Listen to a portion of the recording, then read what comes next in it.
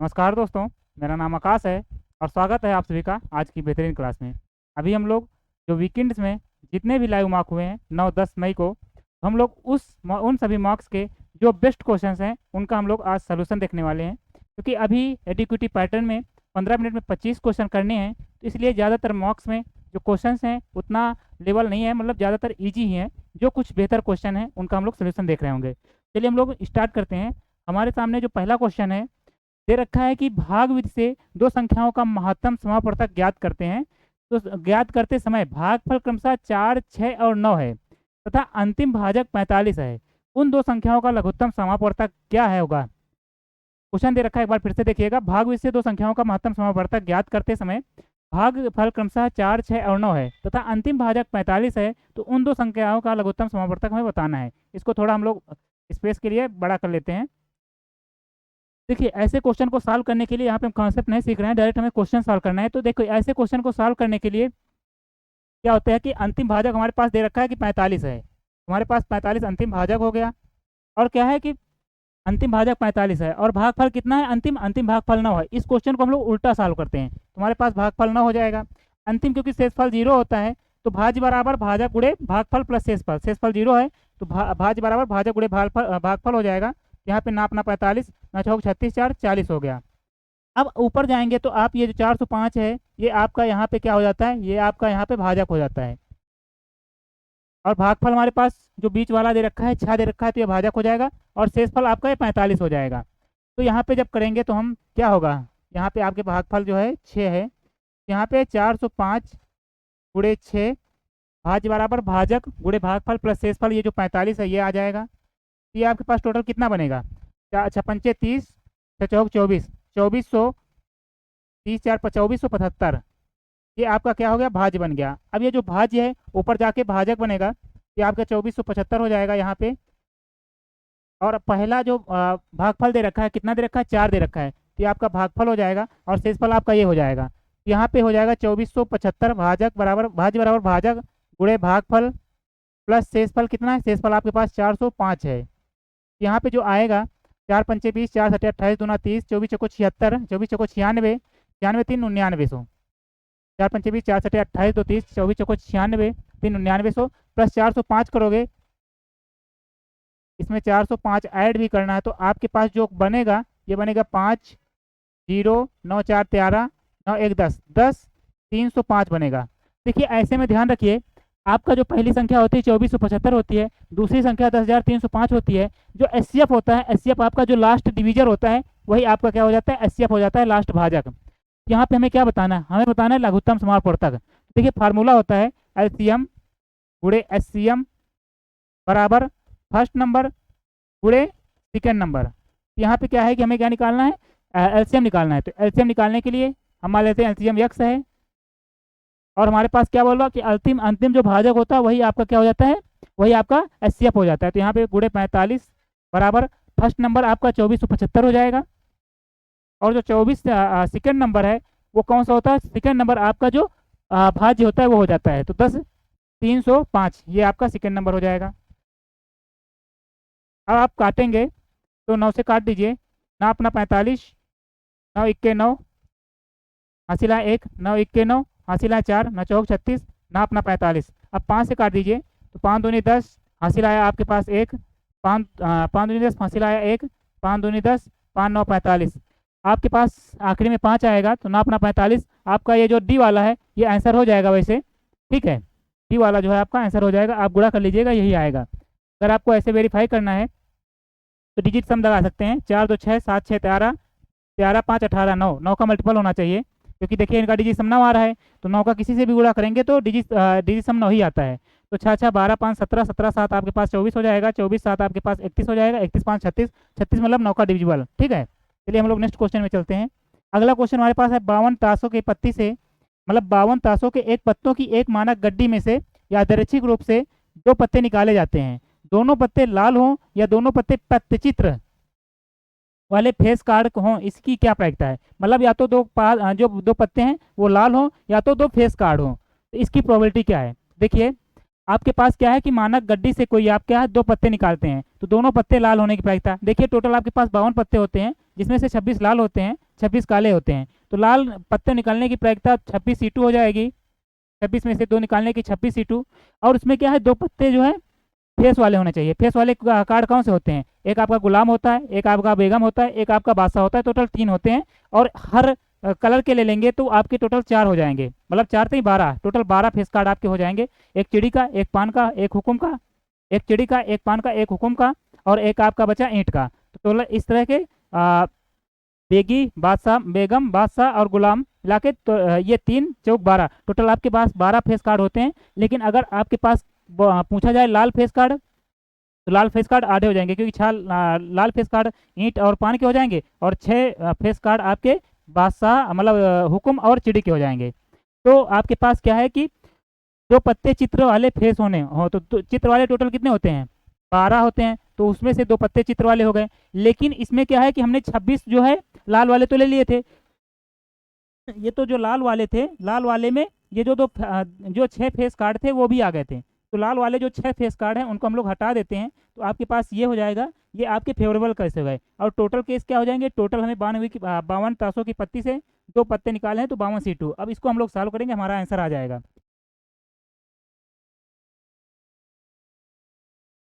अब हम लोग जब सॉल्व करेंगे तो 26 गुणे 25 बट्टे आपके पास हो जाएगा 2 गुणे 26 में 2 जाएंगे 24 फैक्टोरियल, 24 फैक्टोरियल कट जाएगा, नीचे केवल 2 बचेगा।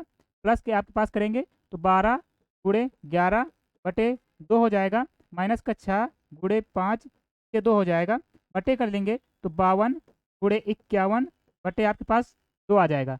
यहाँ पे 2 नीचे से कॉमन कर लीजिए, तो ये दो कट जाएगा इससे। और यहाँ पे 26 गुणे 25 प्लस 12 गुणे 11 माइनस 35, तो गुणा करेंगे तो आपके पास जो आएगा, हम ऊपर कर लेते हैं क्योंकि नीचे जगह नहीं है। 25 छक्का 150 होता है, 25 दूनी 50 होता है, 150 मतलब 650 ऊपर हो जाएगा आपका। 25 छक्का 150 हो गया, 25 दूनी 50, 650 हो गया। और 12 गुणे 11 आप करेंगे तो आपके पास हो जाएगा प्लस का 132 माइनस का 56 बट्टे आपके पास हो जाएगा 52 गुणे 51। आपके पास जब आगे सॉल्व करेंगे तो आपके पास हो जाएगा 102, 102 मतलब होता है 752 बट्टे आपके पास 52 गुणे 51। यहाँ से जब काटेंगे आपके पास तो 3 से कट जाएगा, 3 से नहीं 2 से काटेंगे तो 2 से कट जाएगा, और 2 से कटेगा तो ये आपके पास क्या हो जाएगा, 4 से कटना चाहिए। 4 तेई बार 13 चौको 52, और यहाँ पे 4 से काटेंगे तो 4 इक्के 4, 3 4 8 32, 4 8 32, ऊपर 188 आना चाहिए, तो 188 2 में है, और नीचे क्या है कि डिजिट लास्ट डिजिट 3 आना चाहिए। तो ये आपका ए वाला जो है आंसर हो जाएगा, बराबर हो जाएगा 188 बट्टे आपके पास जो है 663 जो है, ये आपका आंसर हो जाएगा। आई होप आपको ये समझ में आया होगा। ठीक है, आसान क्वेश्चन था। टोटल हमारे पास लाल पत्ते 26 थे, 26C2 2 चूज कर लिए। 26C2 में से जो फेस कार्ड थे 12 थे, तो 12C2 हो गए। लेकिन जो 12 फेस कार्ड थे उसमें से 6 जो लाल फेस कार्ड थे उनको हमने माइनस कर दिया, क्योंकि इसमें काउंट हो चुके थे, बटे टोटल हमने लगा दिया, तो ये आपका आंसर आ गया 188 बटे 663। नेक्स्ट क्वेश्चन में हम लोग चलेंगे। तो अगला क्वेश्चन है, यदि किसी वस्तु का विक्रय मूल्य 20% बढ़ा दिया जाता है और लाभ 25% से बढ़ाकर 50% हो जाता है, तो बताना है क्रय मूल्य में कितने परसेंट की वृद्धि हुई। ठीक है, यदि किसी वस्तु का विक्रय मूल्य, मान लीजिए पहले विक्रय मूल्य 100 था, अब विक्रय मूल्य बढ़ा के 120 कर दिया, तो अब हमारे पास लाभ प्रतिशत 25% से बढ़ के 50% हो जाता है। तो कहने का मतलब, अगर लाभ ये वाला, ये सेलिंग प्राइस है, ये सेलिंग प्राइस है, ये भी सेलिंग प्राइस है, अगर इसको आपको सीपी में बदलना है तो सीपी में बदलने के लिए हम लोग इसको सीपी में बदलते हैं। अगर आपको सीपी में बदलना है तो ये दे रखा है कि क्या है कि 100 को क्या, 100 में पहले 25% का प्रॉफिट हो रहा था, तो ये 100 जो है 125 की वैल्यू थी। अब हमारे पास ये 100 का 100 से गुणा कर देंगे तो हमारे पास सीपी आ गया 125%, 100%। ये हमारे पास 120 क्या है, 150% की वैल्यू है, तो हमारे पास 100% की वैल्यू है हो जाएगी। तो हम लोग काटेंगे तो 100 से 100 कट जाएगा, और आपके पास 25 25 125, 25 छक्का 150 हो जाएगा। अब काटेंगे तो 20 पंचे 100 हो जाता है, या फिर ऐसे कर लीजिए, 4 से काटेंगे 6 दूनी 12, और इधर 5 से गुणा करेंगे तो 100 अनुपात 100 आ जाएगा, और 100 अनुपात 100 मतलब 0% प्रॉफिट, 0/100 आपका 0% प्रॉफिट, सी वाला जो है आपका आंसर हो जाएगा। आई होप आपको ये क्वेश्चन जो है एकदम क्लियर होगा। नेक्स्ट क्वेश्चन हम लोग चलते हैं।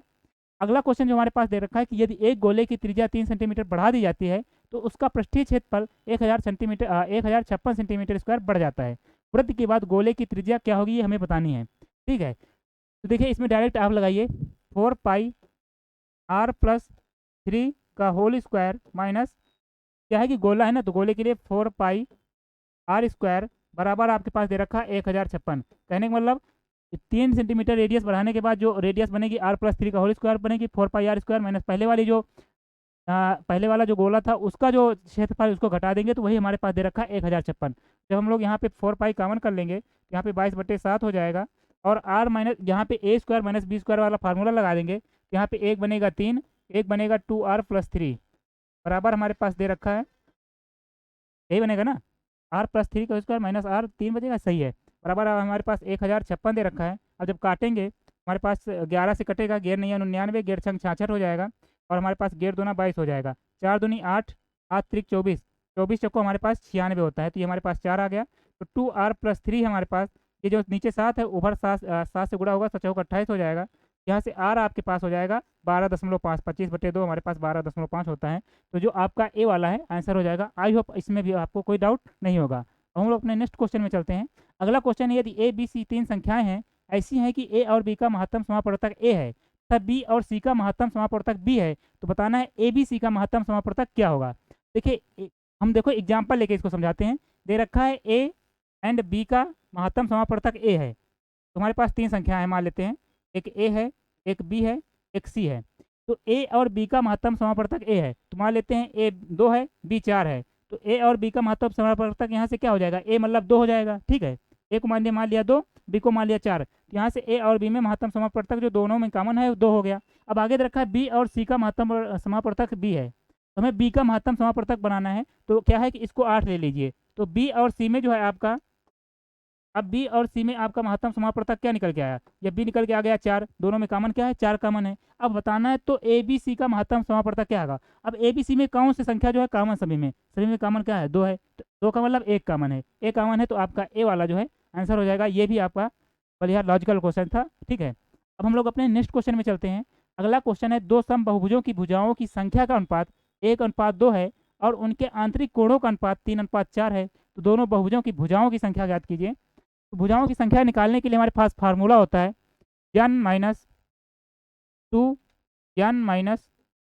गुणे 180/n होता है, ठीक है। ये फार्मूला होता है भुजाओं की संख्या निकालने का फार्मूला। तो क्या करते हैं हम लोग इसी फार्मूला का अप्लाई करने वाले हैं। तो दे रखा है कि क्या दे रखा है कि दो बहुभुजों की भुजाओं की संख्या का अनुपात, मतलब पहली अगर भुजा n है तो दूसरी आपकी 2n हो जाएगी, और दे रखा है आंतरिक कोणों का अनुपात, तो आंतरिक कोणों का अनुपात कितना 3:4 है, 3/4 है। तो आंतरिक कोणों का अभी जो हमने बताया था सूत्र वो आंतरिक कोणों का ही था, तो 3/4 बराबर क्या हो जाएगा आंतरिक कोणों का, ये बराबर हो जाएगा n-2 गुणे 180 आपके पास n हो जाएगा, क्योंकि 3 वाले का n है, नीचे 2n-2 गुणे 180 आपके पास, क्योंकि दूसरा हमने 2n माना है तो नीचे 2n हो जाएगा। ये 180 से 180 कट गया, ये n से n कट गया। अब यहाँ 2 से 2 है, 2 कट जाएगा, यहाँ पे बचेगा n-1। अब त्रिया गुणा करेंगे तो 3n-3 है, ये बराबर हो जाएगा 4n का, -4 दूनी 8। यहाँ से आपके पास जो n आ जाएगा, जब पश्चांतर करेंगे तो 8 में 3 जाएंगे 5 आएगा। अगर n 5 है तो ये वाली हमारे पास जो हो जाएगी ये 5 हो जाएगा, और ये 5 दूनी 10 हो जाएगा, तो 5 और 10 जो है डी वाला आपका जो है आंसर हो जाएगा। आई होप आपको इसमें भी कोई दिक्कत नहीं होगी, क्योंकि आंतरिक कोण का फार्मूला होता है कि आंतरिक कोण निकालना हो तो n-2 गुणे 180/n। हम लोग नेक्स्ट क्वेश्चन चलते हैं, यानी हमारे पास क्या होती है, भुजाओं की संख्या होती है। अगले क्वेश्चन में हमारे पास 6 सेंटीमीटर भुजा वाले एक ठोस घन को 12 सेंटीमीटर लंबाई, 9 सेंटीमीटर चौड़ाई और 10 सेंटीमीटर ऊंचाई वाले एक आयताकार कंटेनर में गिराया जाता है, जो आंशिक रूप से पानी से भरा हुआ है।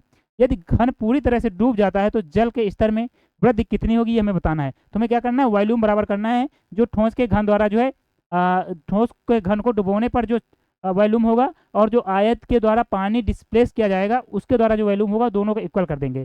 देखिए यहाँ पे क्या है कि भुजा 6 सेंटीमीटर भुजा वाले एक ठोस घन को 12 सेंटीमीटर 9 सेंटीमीटर और 10 सेंटीमीटर एक आयताकार कंटेनर में डाला जाता है। तो कंटेनर का आयतन हमारे पास कितना है, 12 है, गुणे 9 है, गुणे हमारे पास दे रखा है 10 है।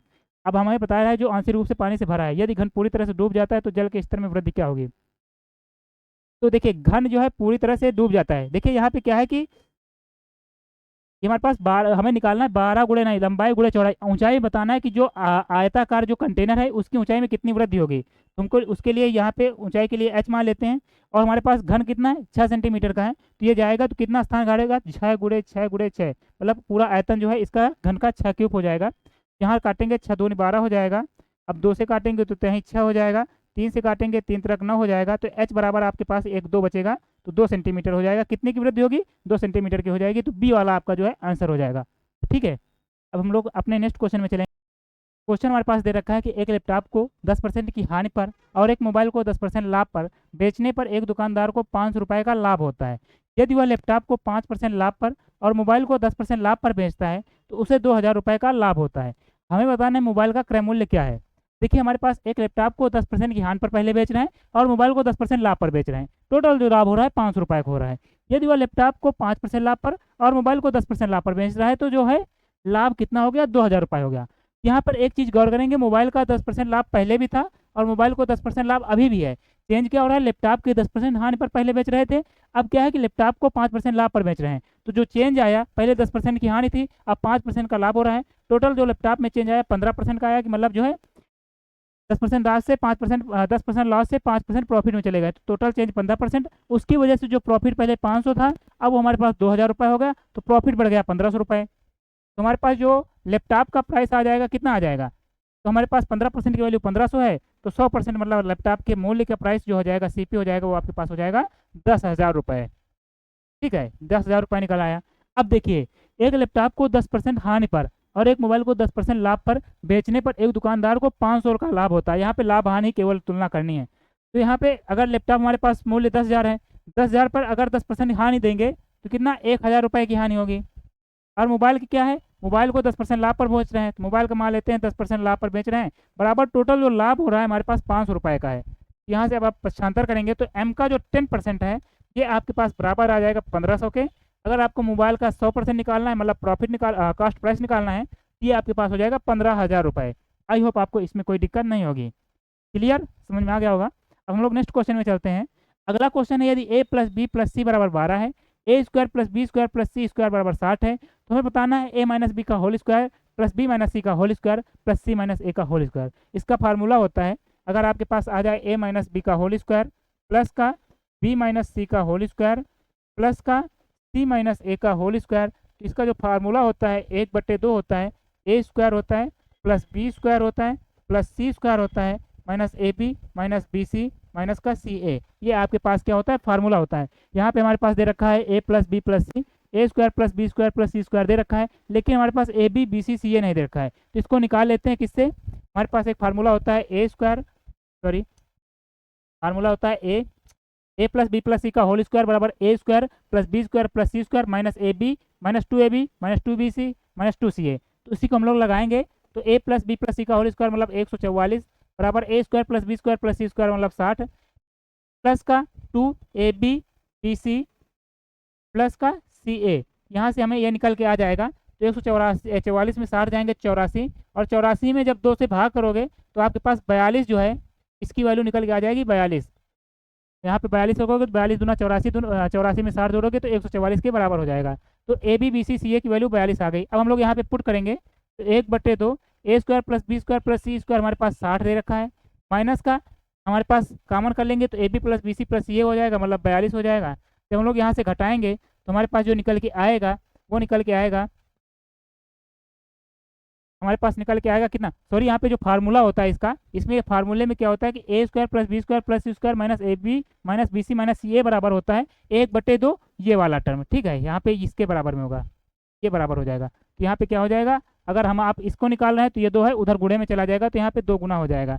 ये आपके पास a माइनस बी का whole square plus B minus C का whole square plus C minus A का होल स्क्वायर जो है इसके बराबर हो जाएगा। तो 60 में 42 जाएंगे, आपके पास 18 बन जाएंगे, 18 का 2 गुना करेंगे तो आपके पास 36 आ जाएगा। ये आपका डी फॉर्मेट आंसर हो जाएगा।